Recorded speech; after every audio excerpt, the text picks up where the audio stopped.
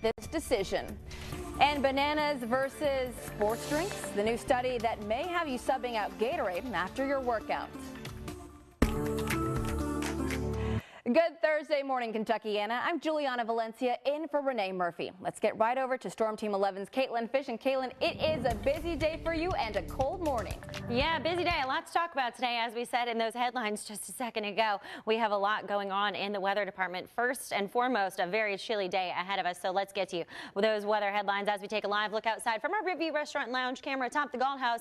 Can't see it quite from this view, but our rivers have hit minor flood stage as of this morning at the upper gauge, the McAlpine Upper on the Ohio River. Here are those headlines for you. We've got another chilly day ahead of us. Freeze warning in effect, a flood warning in effect later on today, and that winter storm watch goes into effect Saturday because we are tracking that rain and snow as we head into the weekend. Here's a look at what's going on out there. Any area in green on your screen, that's a flood warning, and that takes effect 8 p.m. this evening, lasts through the weekend into late Sunday. Freeze warning in effect early this morning through about 10 a.m. That shouldn't be as much of an issue. You could be waking up to some frost on your windshield or on your lawn this morning. Where we will have a few issues heading into the weekend is this winter storm watch that took effect this morning. It actually begins midnight Saturday through 10 a.m. Saturday due to that quick burst of snow we're going to have with our next big weather system that is on our way. Quiet out there on Max HD radar and satellite right now. We have a pretty quiet forecast for today. You can see very clear across the entire Ohio Valley, but temperatures are the real story. We've fallen to 30 degrees in Louisville just over the past half an hour, 28 in Cincinnati, 26 in Indy. Could drop another few degrees as we get towards sunrise. 57 that high this afternoon, cool and sunny. We will see plenty of sunshine, but those clouds increase later on this evening, and we are keeping an eye on that rain and snow mix as we head into the weekend. Coming up in your full forecast, we're going to time it all out for you. Now we want to get a check on your roadways this morning. Good news is no major accidents or incidents to tell you about. The Watterson, the Snyder looking good, 64, 65, all looking good as well. Where we do have an issue now is we do have a road closure due to flooding. 4th Street is closed at River Road. You cannot turn right once you get off of that 3rd Street exit on 64 because we do have some water on the roadways. Good news is our drive time's looking good this morning, 9 to 13 minutes on your Kentucky interstates and only 7 to 8 minutes coming in from southern Indiana. Juliana. Thanks, Caitlin. Water levels on the Ohio River, the highest since the historic flooding in February. You can see over by the Belle of Louisville that the water levels are going up. GMK's Brooke Hash is live at Waterfront Park near the Big Four Bridge, where the park is still recovering from previous floods. Good morning, Brooke. Hey, Juliana, a little bit spooked here for a minute. We're actually seeing some waves coming over onto the Great Lawn here. You can already see the sludge taking shape here across River Road, well, not River Road, but as far as coming up on the Great Lawn next to River Road, as Caitlin mentioned, with some of those road closures and the benches covered, you can already see the ripple effects. And we're expecting another foot to 2 feet of more river levels before we crest by the weekend. Not the site we saw here just a few days ago when the Waterfront Development Corporation told us they were about 95% clear of all the debris and water ahead of the thunder coming up in 2 weeks. We drove around earlier this morning. You could see the Ohio rising around the Belle of Louisville and onto River Road, where we mentioned that 3rd Street ramp is open, but you can't turn right heading over toward 4th Street. Barriers are already there. Now, the hardest hit communities just hoping that they are spared from this flooding after having to recuperate from February's historic floods. And as Caitlin mentioned, we're right there at the minor stage levels, and we'll be talking about the businesses that are still recovering from February's flood, hoping that this water doesn't come too much closer to their property. That's coming up in the next 30 minutes. Thanks, Brooke. One area that luckily should be spared from this week's flooding is Utica, Indiana. The town wasn't so lucky during the winter flooding.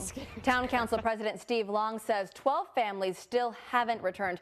Another 50 are still making repairs to their homes. Long says the ground is too wet right now for road repairs and spring mowing. And these people up here, they're good-hearted, they're trying, but they just need a break. God knows what we've spent, and as long as we're taking care of the people, this town will make it work. Long says he hasn't heard from the state or FEMA, but he says any financial assistance or reimbursement would help. He estimates damages in the hundreds of thousands of dollars.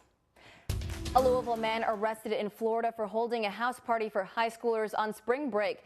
The Okaloosa County Sheriff's Office says Thomas Gardner allowed teenagers to drink alcohol at a house in Destin. a popular spring break spot on the Florida Panhandle. Police were called to the house because of a noise complaint, and officers there found marijuana, as well as liquor bottles and beer cans. Gardner is charged with holding an open house party and marijuana possession.